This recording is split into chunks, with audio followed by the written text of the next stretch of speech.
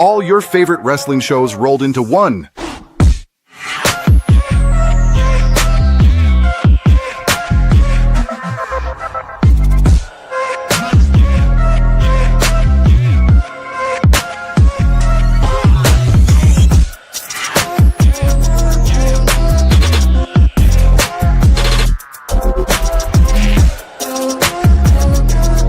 Welcome to the We Book It podcast. Let's start the show. Hello and good Monday evening, everybody, and welcome to another edition of Monday Night Raw Dog. I am your host, Coach, and I am pleased to be joined once more by my esteemed co-host and producer of tonight's episode. He is enjoying some wonderful food right now as we are beginning this episode. Let's give it up for Big Daddy C. What's up, We Book It fam? I am back again to talk some Monday Night Raw action with the coach. Man, missed a lot of fun yesterday, Coach, but I know you had business to attend to. Baseball team, but hopefully you give us a little bit of that energy on tonight. We'll see. But yeah, my Popeyes is finished. I think I had like one piece left to knock out, so it's all good done now. Mm-hmm. It's 2 straight days I had Popeyes, so yeah, it's I've been more willing to order it late at night now that I know that they stay open until midnight. So in the past, when they were staying open to 10 o'clock, you know, I had a cutoff time, like no Popeyes past 6 or 7 o'clock, because you get the scrap heap of the chicken. Mm-hmm. But the one benefit to ordering late at night is they give you a lot of pieces. So hey, 50-50 shot, you never know. But yeah, let's go ahead and talk some Monday Night Raw.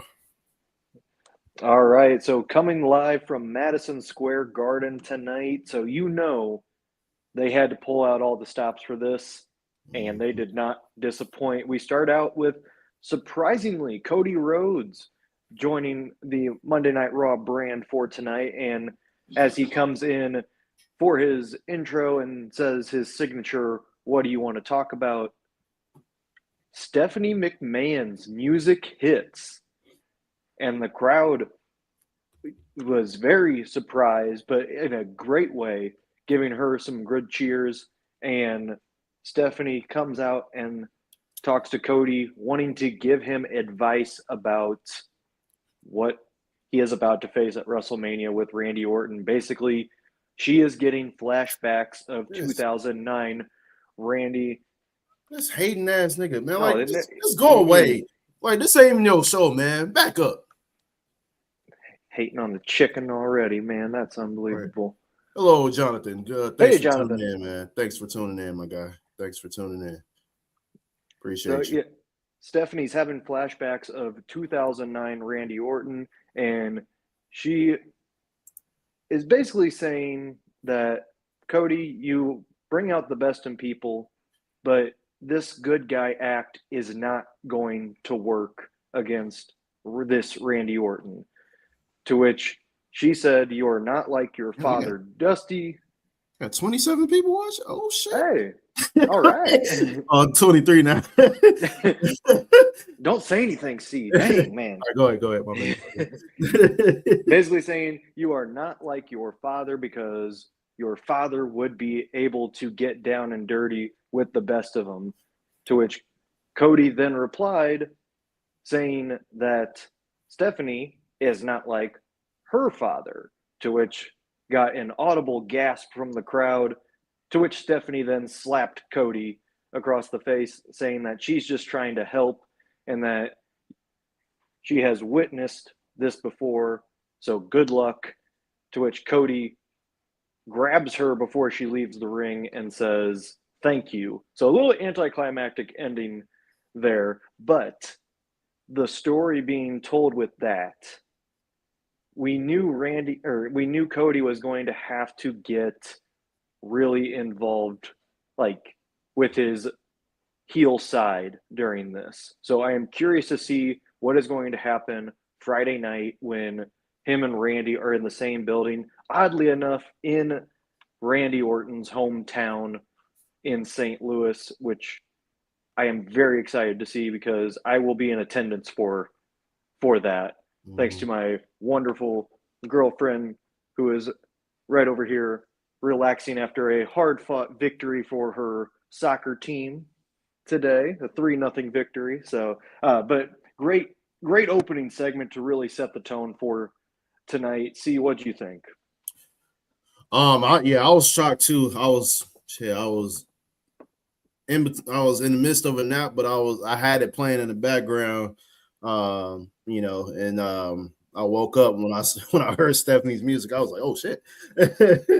and man, that was a nice little touch having her come out there and talk about the past, with Randy and everything like that. And I was like, that was a nice little call back to what happened in the past, so I loved every bit of that. I was shocked to see Cody show up, but because I think he wasn't advertised for the show, so yeah, it was a nice segment, and kind of they add a little bit more it seemed like with Cody's feuds, like they always gotta tug at the heartstrings, and every feud that he's in, everything is like personal, and you add Stephanie McMahon to the mix, it's definitely gives Cody something to think about going into this match against Orton.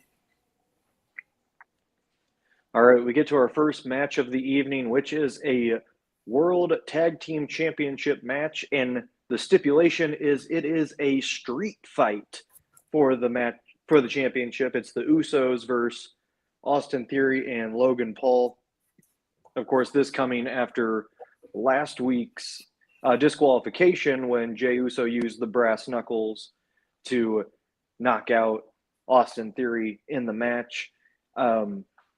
This started out hot, a really good spot with Jey doing a jump over the top rope, Jimmy pulling down the ropes, and having Jey hit Theory and Paul.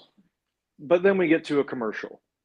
And wouldn't you know it, during that commercial break, they bring out all of the props of what makes a street fight great, but we don't catch any of it because of Netflix's commercials.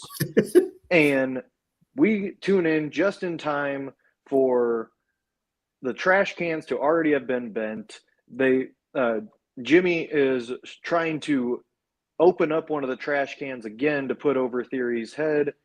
And Frito said it best in our group chat. Why do we need to have commercials when there's 20 different sponsors all over the ring? We do not need to have commercials for that. But this just kind of killed the momentum of the match and really couldn't get going again. LA Knight was on commentary. He barely had anything to talk about because he never got a chance. And I was really interested to see how he was going to be on commentary for that match. But either way, we get towards the end of the match.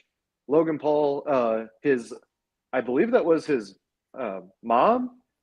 Did we confirm that was his mom at ringside, or somebody pretending to be his mom? I'm not sure. Only thing I was focused more so on Speed than anything. Yeah. So conveniently enough, Speed is right next to who we're going to say claiming is Logan Paul's mom, as out of her purse, she grabs the brass knuckles, and Speed is trying to tell Logan not to do it. Don't win this way, even though it's a street fight, which is totally legal for him to do it this way. But you get the point. LA Knight then comes in and starts beating up Logan Paul. Logan starts dragging Speed out, and they all three are then laying on the floor. And Knight finally gets rid of Logan Paul.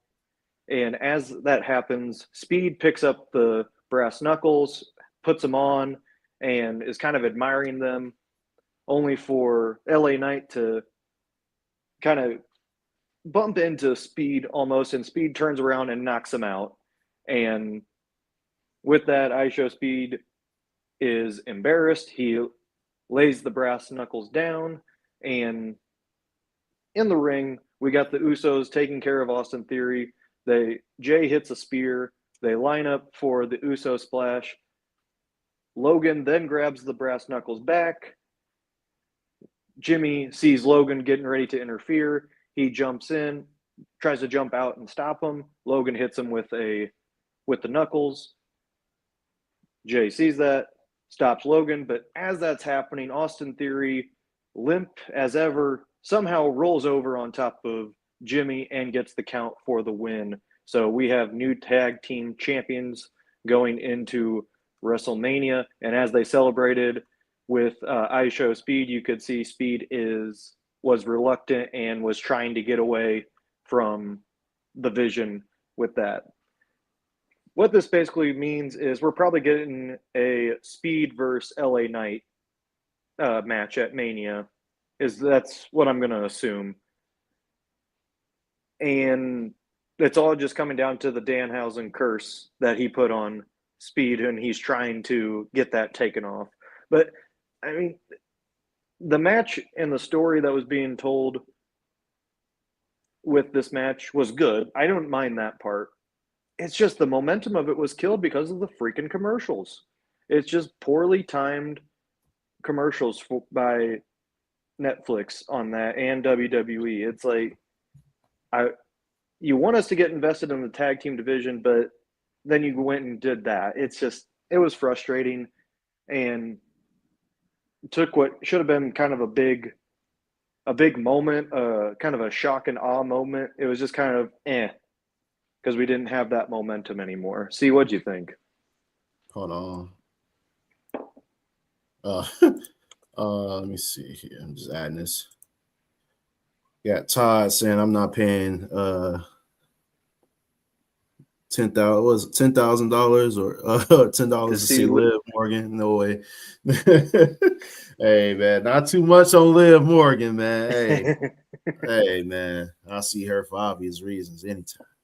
But no, yeah, my thoughts on this whole match. I thought it was pretty decent, but like you said, the commercials kind of like messed everything up. And then I don't know what it is with Logan Paul, but it seemed like he always gotta have ISO Speed involved in some way in these big matches, man. And I felt like last time we saw ISO Speed in the ring, he got annihilated by Braun Breaker. Ironically enough, now he's on the side of his crew. And so yeah, I don't know. Him and LA Knight. I would imagine he's been training with a lot of wrestlers, especially Logan Paul. So he may shock a lot of people in this match if they end up having it at WrestleMania. I think it'd be more like a comedy type thing.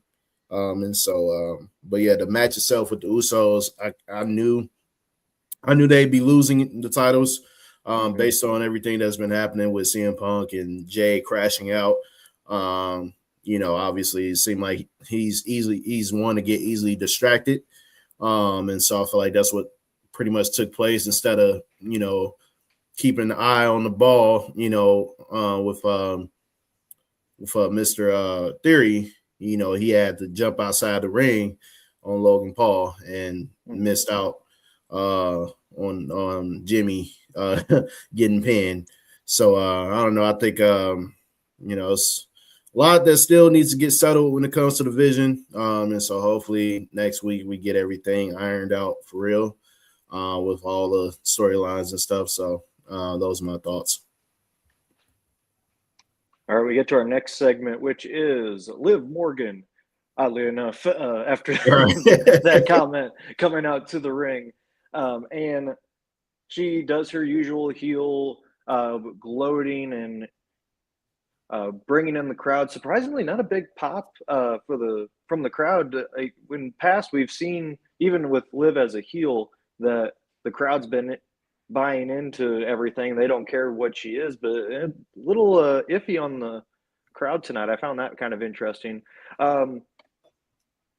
Basically, Morgan talked about how Stephanie Vaquer is done for, dropped some curse words in there, trying to add some intensity, and then talked about how her mother taught her never to let anyone get the best of her, and then made some remarks about Stephanie's mom. First off, why are parents getting involved so much in WrestleMania matches this year? I feel like this is way like we got cheap dads way to talking and everything. way to get heat for heels. Bring people's parents into the promos or storylines. I feel like it's a cheap way to get the crowd invested. Honestly, right. Well, anyway, she said that about Stephanie's mom. Stephanie then hit the ring and they started brawling. And right as Stephanie got the chair out to hit Morgan, we see Roxanne Perez make her return, and they double team Stephanie, Liv, and Roxanne. Roxanne then sets the chair down. Liv hits Oblivion on Stephanie, and that ends the segment. The main thing I see from this, we are looking at two different types of women's main event matches between Liv and Stephanie and Rhea and Jade. The intensity you can feel in this one with Liv and Stephanie. Like, you can feel that these two are involved, like they are trying to sell that this is a big time match, and a lot of people are buying it. I'm not seeing that over on the SmackDown side with Jade and Rhea, besides just two powerhouse women going at it. The story that they're going at is not that compelling compared to Liv and Stephanie, and I think this kind of proved the point even more tonight. What do you think, C? Yeah, I totally agree with you on the point of this being more interesting than the Rhea Jade feud. This segment though, I loved it. Man, Fritos, man. As I'm watching Stephanie with her attire on, my mind is just going to different places.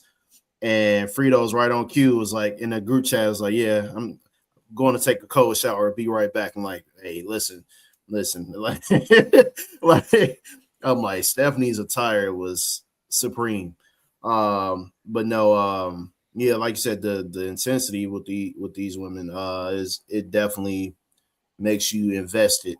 Liv being the I'm not gonna say perfect heel, but she's the perfect heel for Stephanie. It works a lot better than it was with her and than Rhea, even though it was a lot personal with that too. But I just feel like now you add Roxanne into the mix. Now that she's back, we thought it was gonna be some other stuff, with the Judgment Day. Her having some issues with how that ended up, but we looks like they may not go down that route.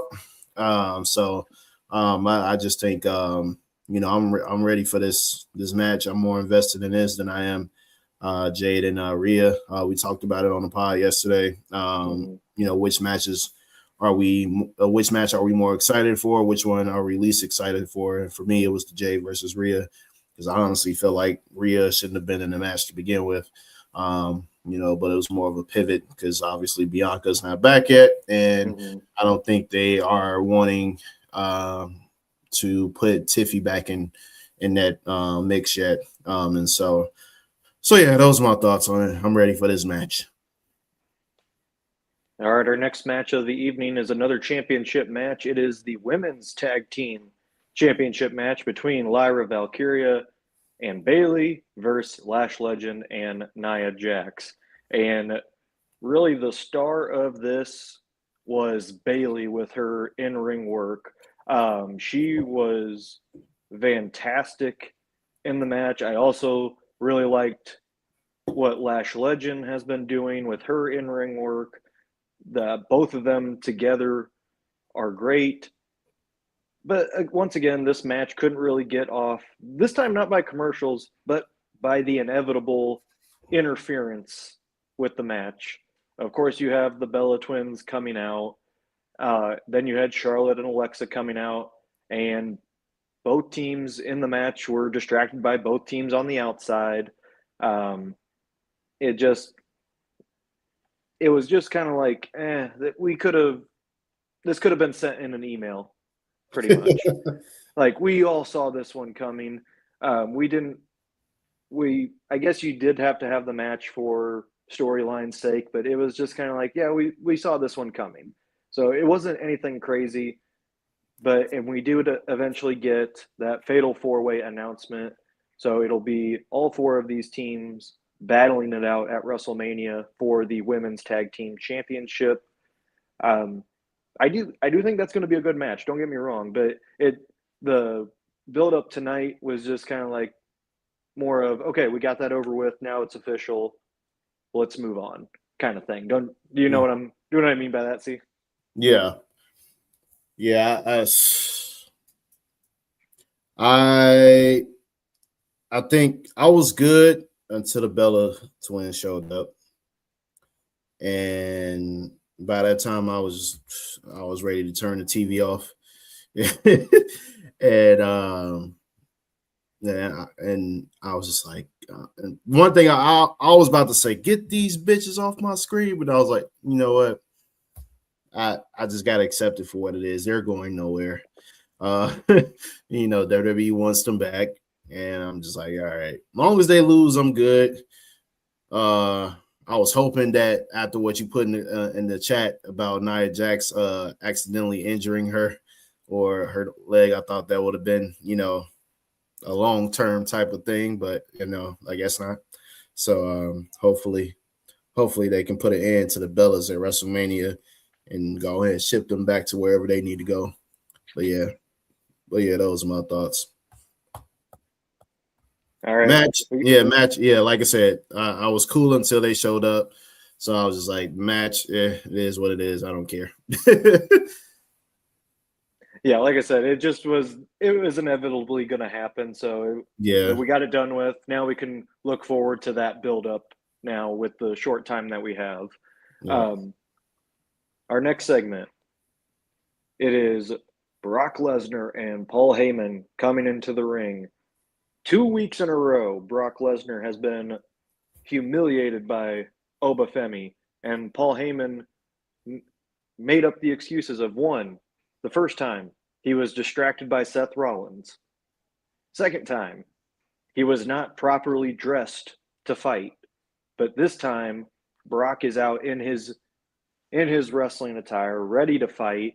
And as Paul Heyman goes through his normal shtick of talking about what Lesnar is going to do to Oba Femi, Brock snatches the mic and yells for Oba Femi to get out there. Of course, that brings out Adam Pearce, who says, no, I am trying to preserve this matchup because everyone wants to see it. True. But we don't need anybody getting hurt before then. So, of course, he brings out security. Brock isn't happy. Paul's not happy. Adam Pearce is trying to keep everyone calm. But then Oba Femi's music hits.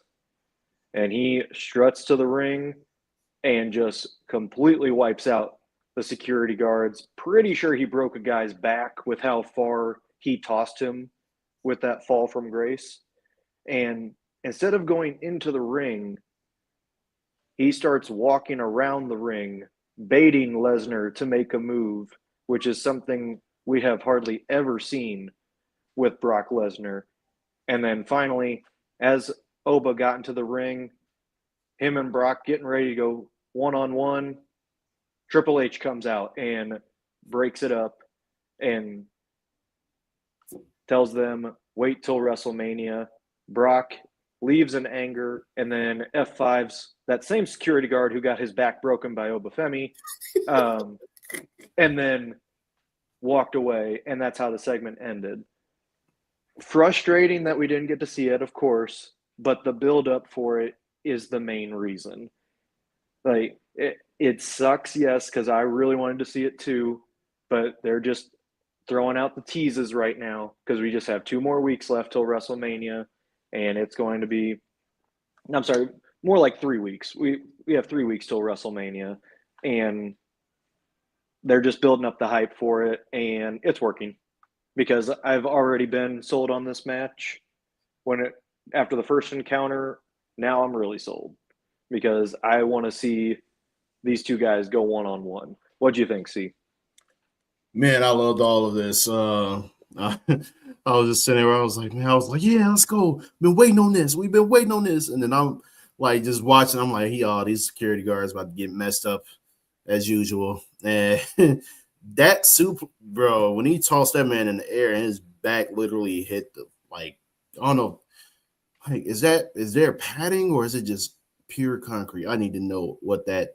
I feel like there's some padding, but it's not a whole lot. Oh man, I was just like, hopefully it got some type of protection under those shirts. But yeah, man, but for it to be the same guy to get F5, that was wild.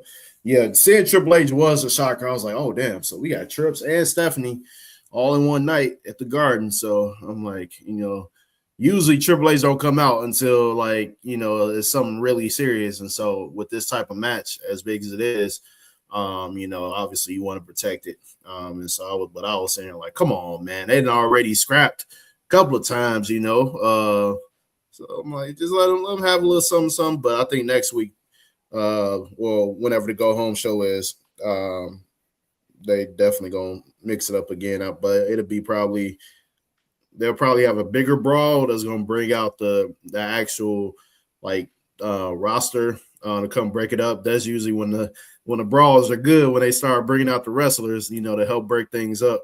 So I thought that would have been tonight, but no, usually they kind of save those for the go home shows. So but I enjoyed it. All right, we get to our next match, which is an Intercontinental Championship match between Penta and Kofi Kingston. And this one was interesting in the way because Kofi was not wanting outside interference from Grayson Waller. Kofi wanted to show that he could still do this on his own because he has not held a title since 2012. Of course, we're not going to mention what happened then, but at the same time, I'm sorry, it wasn't 2012. This is what I'm looking up his line here. It was the IC title since 2012. He hasn't won the IC title since 2012. I'm sorry, I need to clarify that. But either way, he wanted to prove that he still got it. Very solid matchup between him and Penta. It really got good later on in the match when Penta was going up onto the ring and looked like he was going to hit probably a frog splash, and out of midair, Kofi hit the Trouble in Paradise for a 2.5 count. As Kofi was mounting his comeback, it was the Mexican Destroyer that Kofi sold perfectly with that, pretty much making his body go limp, and Penta got the cover for the win and the defense. After the match, Jackie Redmond comes to the ring and interviews Penta, to which Penta says he is looking forward to WrestleMania and that he will defend his Intercontinental Championship match, or his Intercontinental Championship, in a ladder match. And that's all he said. So we have no idea who's going to be participating in this. All we know is that Penta is willing to put his title on the line with a ladder match. We thought it was going to be the U.S. Championship with a ladder match. It looks like it's the IC title. Either way, I'm fine because WrestleMania and ladders, you can't go wrong with that. Yes, indeed. I love this. I was like, I figured we was gonna get a ladder match. Like, this WrestleMania, it just seems incomplete without a ladder match. Like you got to have at least one, for a championship. And I also miss when Money in the Bank used to be a WrestleMania themed match. I want us to get back to that, but obviously, they want to be able to showcase a lot of people, so that's why they made it its own pay-per-view. Yeah, I enjoyed this. I think that this ladder match will be one of the best matches on the card, or the entire weekend, to be exact. Hopefully part of me feels like I don't think it might get one more surprise entrant. Who knows? I don't think it's just gonna be 5. Normally, you get 4 to 6 or maybe 8 contestants. I don't like the odd number ladder matches. Like it's just me, but the odd number ladder matches I've never been fine with. And so, but yeah, so I'm good with if they add another guy, surprise entrant at WrestleMania, somebody comes back, maybe Ray Phoenix, to be a surprise entrant in the match. And so yeah, we'll see what happens. All right, we get our next segment, which is Paul Heyman back into the ring. And as he talked to the crowd and basically badmouthed Adam Pearce came out and asked if you would just have checked the email I sent you, which Paul Heyman said, "Oh, I already know what the email is going to say." So Pearce then says, "Oh, so you know that Seth Rollins, all the charges were dropped by the Boston police to Seth Rollins." And then he goes on to say that Seth Rollins is medically cleared, to which Seth Rollins' music hits. And behind Paul Heyman, we see Seth with a chair. He hits Heyman in the back with the chair and sets him up on the chair, his head on the chair, for a curb stomp. We see the crowd start to rustle and get excited. I want to point out that beforehand, there was a spoiler that Braun Breaker was going to make his return tonight. And that spoiler got out. Of course, this is the perfect moment of, okay, here's Braun Breaker's time. He's going to come back. He's going to get a running spear start on Seth, and the crowd's going to go crazy. Except this time it wasn't Braun Breaker. It was actually Gunther that came down and put Seth into a headlock and a chokehold onto the announce table, to which you could hear Gunther saying, "Go to sleep, go to sleep." And after Seth had passed out, he lifted Seth's head up and pointed at the WrestleMania sign. And later on, it was confirmed that this match will indeed happen at WrestleMania. It is Gunther versus Seth Rollins. It was a nice twist there. So this shows me that Braun Breaker is not ready, is not medically cleared. He won't be ready in time for Mania. So they had to do a quick pivot. I am intrigued by this. And one thing that Michael Cole said on commentary that I think went over a lot of people's head, he said, of course, Gunther, the career killer. He also said he has another career in sight. With Seth's history of injuries, do we think, this is all speculation, do we think this could be a career on the line match for Seth Rollins? He's doing a lot in the media, and he's doing a really good job with that, especially with the NFL Network and, of course, with Netflix as well. I'm just speculating here, but I found that part very interesting by Michael Cole, and nothing is a coincidence in WWE when the commentators or any promo when they sneak in stuff. So, what do you think of the pivot segment, and could this be it for Seth Rollins? The segment itself, obviously, I love the intensity Paul Heyman had, especially bringing up, that was early on in the show, but was it early on? No, yeah. So yeah, when he basically talked about how he was the last GM from the 80s, or the last promoter from the 90s, like that. It was a nice little callback to his ECW days. Then obviously him being a hometown guy. It was good to hear the Seth Rollins music again. And I did think, the Gunther part was a surprise. I wasn't sure what his status was going to be for Mania, but now we know, because I was one of those people that was like, what the hell is Gunther at? Like, where has he been? But now, it's good to see he's back. He's gonna have a meaningful match at Mania, and so I don't think, to your theory, I don't think it's gonna be a retirement match. I think Seth has a lot left in the tank. Just based on past interviews, he didn't sound like he was, ready to, call it quits. But I'm pretty sure, just like Cody, he's like thinking about the future, obviously, and him being a father now, and he got his own wrestling school. He got a lot of guys that's that he's trying to get on the come up. Some of those guys have already made their quote unquote debut in WWE, even though as masked men. but it's been revealed that a few of those guys are people from his wrestling school. And so I think that he's definitely going to be focusing on a lot, trying to get those guys on point. And then obviously once they get over to, the Performance Center, he's going to be, doing a lot more.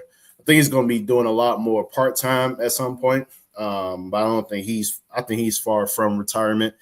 He'll eventually get towards that part-time status, how Roman is right now. Some people may think he's already on part-time status. He's pushing it. I mean, but he's earned it, honestly. He's been in this thing. He's been in the WWE for well over a decade now, probably around the same time as Roman anyway. So they've definitely earned their stripes to be able to have that time off. And we're in different times now compared to how it was, growing up, how it was like pretty much all year round on the road. We heard Cody talk about it, we heard Seth talk about it. It's pretty much a little bit over 200 days that they're working out of the year. And so I don't see this being a retirement thing for Gunther.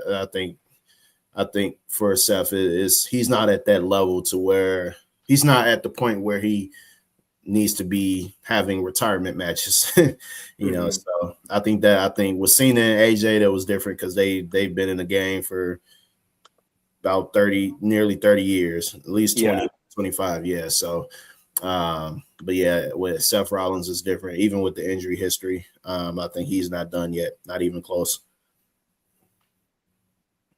All right, we get to our next match, which is Io Sky versus Raquel Rodriguez.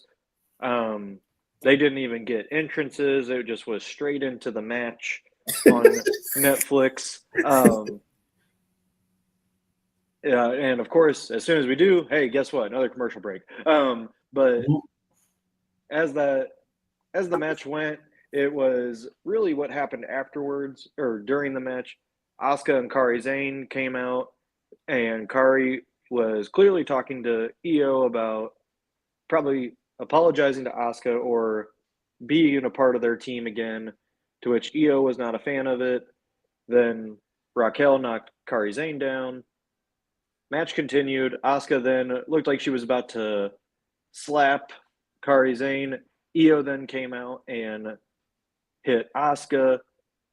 Io gets back into the ring. Raquel hits the Tejana bomb and wins the match. It was a decent match.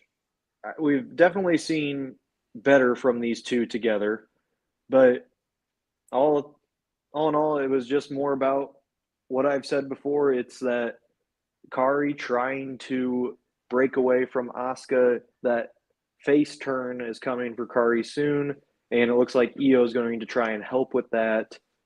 I don't know if that means Io and Kairi are going to be a tag team together, or if we're going to get a Kairi Sane singles run. That's more later, but definitely they're leading to that face turn. See any thoughts on this match? Nope. This is going to be a Pittsburgh for me.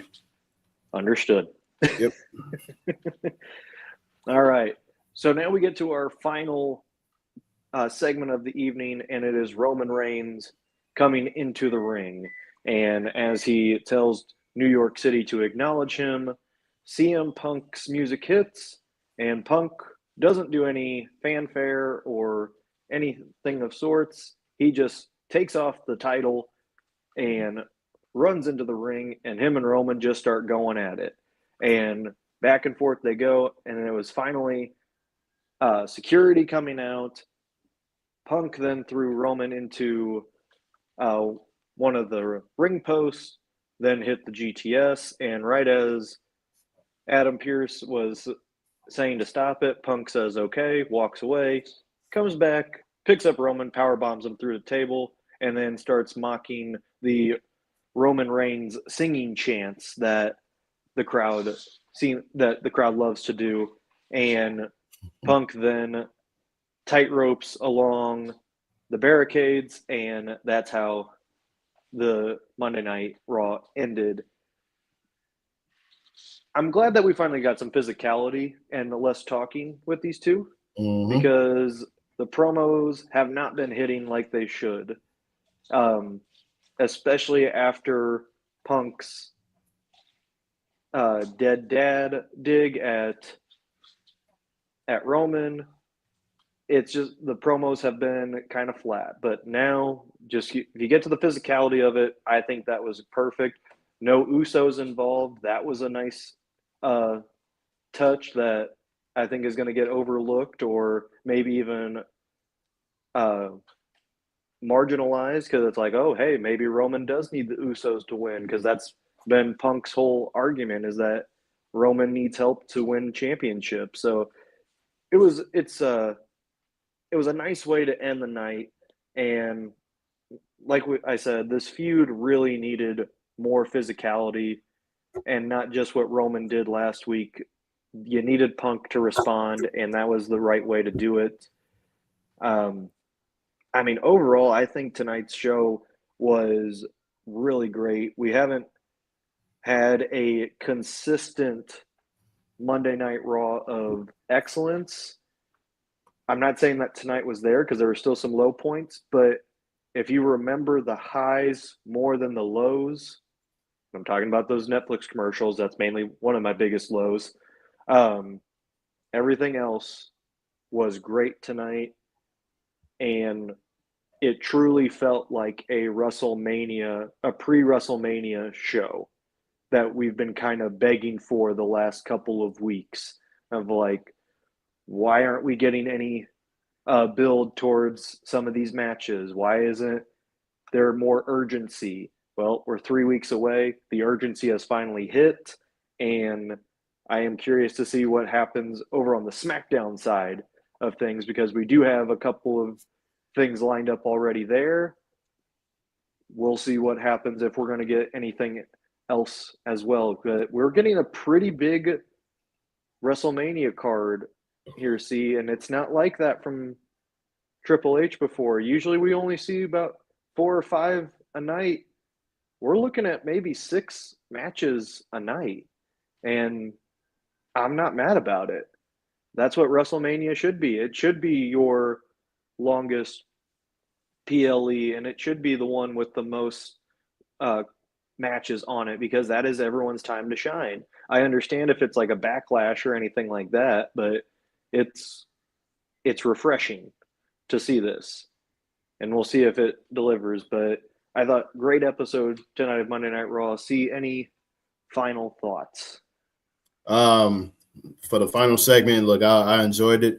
It was on site, as it should be. You know, no words need to be spoken anymore. Like, just every week from here on out, it's on site. Parking lot, backstage, locker room, like concession stand, bathrooms, restrooms, it don't matter. On site is on site. No words need to be spoken. And so that's all I want to see going forward. You know, we got Roman. He had his big attack on Punk last week. Punk responded tonight. Let's keep it going next week. And so we'll see what happens. Hopefully the Usos they ain't got championships no more. So we know they don't do the rematch clauses and all that other jazz anymore. So we'll see how everything plays out with that. Yeah, I was happy to see this on site. On site. That's all I need to see from all storylines from here on out. On site, no promos. We've gotten past the promo. It's on site. Yeah, I need to see everybody brawling on Raw and SmackDown.